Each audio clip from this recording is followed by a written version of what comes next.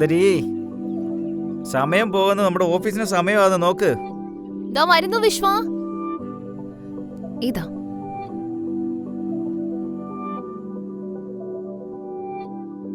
എന്തോ ഇത്? ദോശയാ.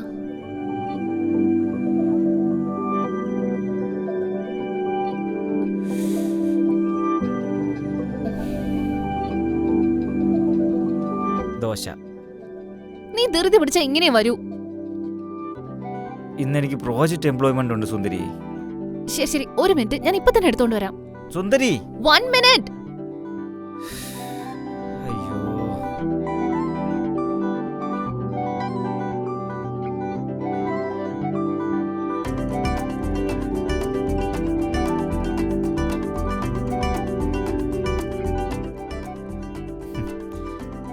ദോശ നന്നായിട്ട് വരണമെങ്കിൽ ആ ഉള്ളി എടുത്ത് കട്ട് ചെയ്ത് കുറച്ചാകും തേച്ചുവിട്ടാൽ മതി.